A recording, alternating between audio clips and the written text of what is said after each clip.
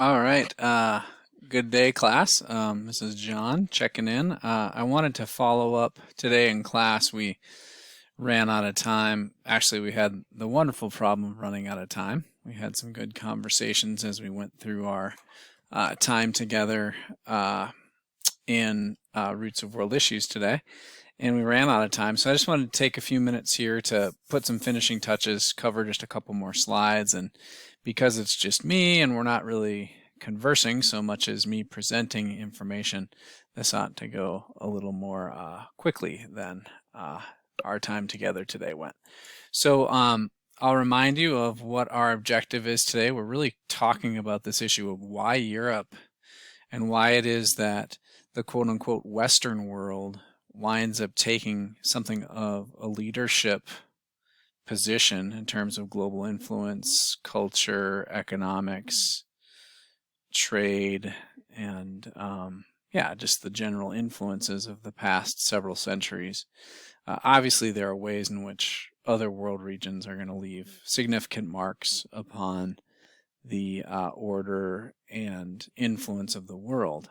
Nonetheless, it's the European West and some of its derivatives like the United States and Canada and uh, to an extent places like Australia and India that will leave really powerful marks upon our last few centuries, last 5 centuries even.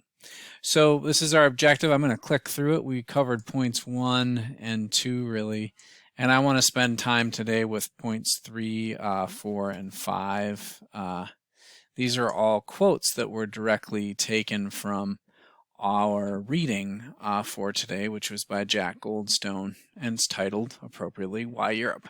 So the third point that I think is central to Goldstone's piece, he says about midway through his essay that throughout Europe, the result of the rise and spread of Protestantism in the 16th and 17th centuries was that the authority of the Catholic Church and of the philosophical and scientific work that's closely associated with the Church's teachings was seriously weakened. Now, this is kind of there's an irony here because in our modern day conversations about the, alleged friction between science in the one corner and religion or the church in the other corner, the irony is that while today probably a lot of Protestant Christians, at least from my experience, will sometimes express skepticism or disagreement with science because sometimes it does come in conflict with either cultural or scriptural understandings of the world. In some ways, it's the Protestants themselves or the Protestant Reformation that have a role to play in the fall of the Catholic Church's cultural strength and its ability to influence the way in which people thought about knowledge of past centuries. And what I mean by this is the Catholic Church, of course, the Protestant Reformation, which begins in the early 1500s, largely when, as the most oft quoted historical example goes, Martin Luther nailed his famous 95 theses against the church door in Wittenberg, Germany, and thereby launched what became a reform movement, or at least it was meant to be a reform movement. Martin Luther wanted to reform the Catholic Church of his day. But in the Catholic Church's response, it wound up creating what would become the divide between Catholicism and what will then become the Protestant movement, which is a major splinter in the Christian world that has reverberated across several centuries of our now modern world. So the point that Goldstone is making in this part of his essay is that once the Protestants were able to effectively question classical church teaching under the Catholic tradition, that act of defiance or that act of reform and rebellion not only unleashed the ability of people to question classical church interpretation and dogma and theology, but it also opened the door for folks to ask other questions about their world. Questions about the nature of the universe, the alignment, to ask questions about the nature of knowledge. We start to see with the decline and influence of the Catholic Church an advance of a Western model of thinking, a Western model of thought that is based less on the forces of tradition and more on the standard of human reason, and whether or not the knowledge and truth that people are seeking, if it winds up proving itself to be true, and the thinking finds itself expressed over and over again as being an accurate explanation of how the world works, then this notion of reason, the standard of reason, perhaps should be the guide that we use to determine whether something is true, whether our understanding of the world is accurate, and maybe whether or not we should use that to further advance and learn new things about the world. So in this segment of the essay, Goldstone talks about how, whereas once upon a time the standard for a thing being true was based on first tradition, second religion, third reason, and then fourth repeated observation, what we start to see in the early 16th century is a growing embrace of reason and repeated observation. So those start to become really solid and strong, a strong basis for human knowledge and understanding of the world around humankind. So that's an important point of his essay and findings. Point 4 talks about a specific thinker, René Descartes, and it asks, why is this French thinker, René Descartes, important during this time of intellectual transition? Well, he's really closely tied. He's sort of a historical figure who I think embodies this idea of human reason quite well.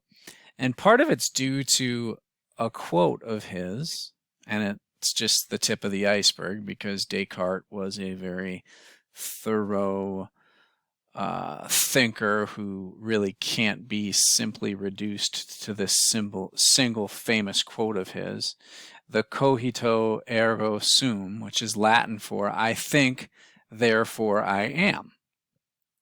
And in this quote, it's, I think, one of the more widely misunderstood quotes because it sounds pretty simple, but unless you know a little of the historical context, you're not likely to fully grasp what Descartes is after in this quote. Essentially, what Descartes is putting forward is a sort of radical form of what we might call systematic doubt. So he's saying that if our world, as most of us have come to understand it, and our sources of knowledge was largely based on the forces of tradition and the church, and now we're realizing that the forces of tradition and the church have in many cases been based upon flawed foundations of our nowadays or modern day knowledge, then the rational or reasonable thing to do would be to throw out that knowledge, throw out the basis of that knowledge and start anew.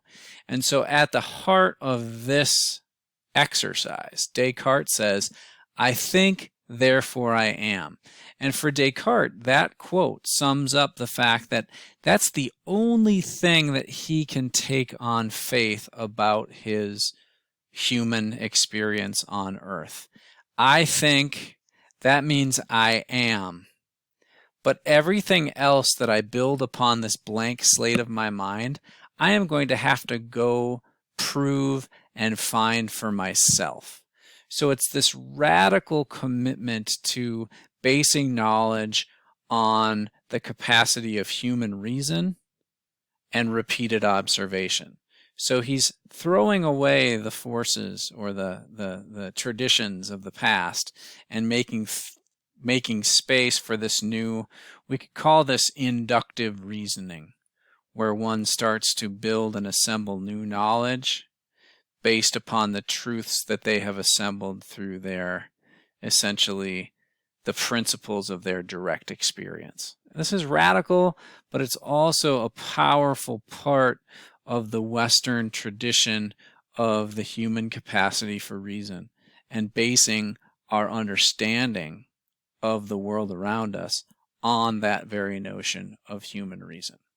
Okay? And then I will get us to our final quote, our final point of Goldstone. And his fifth point, Goldstone is talking about the later development of people like, in this case, Sir Isaac Newton. And what separates Newton from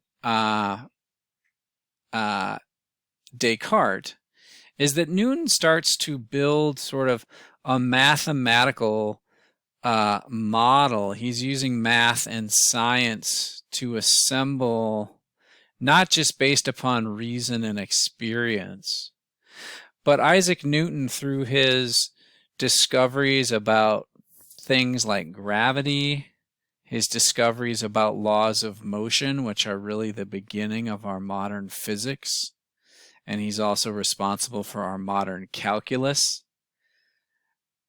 Newton starts to find the mathematical ways to demonstrate, through formulas and other computations, useful math that will help guide an understanding of relationships, human relationships between themselves and their world.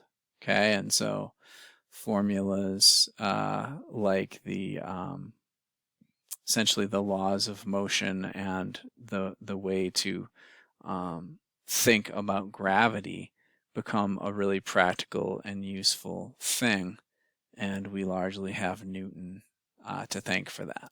So again, a reminder, this larger discussion, as we've been wrestling with it, we're trying to think about how the the world region of Western Europe and the Western tradition of civilization, how is it set on a different course that allows it to experience some of the successes that the world region of Europe and the West in North America, such that it will take this powerful leading role in shaping the order of the world over the course of the past 500 years.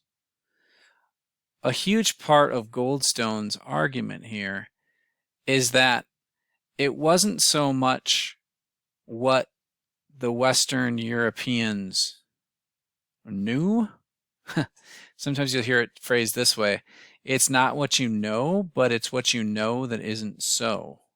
So the West was able to get away from some of its forces of tradition, which then allowed for the West to find new ways of thinking, which created new pathways and allowed for a more robust exploration of the world that allowed for more discoveries, and those discoveries built upon themselves many ways to push the envelope further forward, to push into progress. And so that, I think, works for us for now, and we can call that good, and I'll look forward to meeting again with you all soon.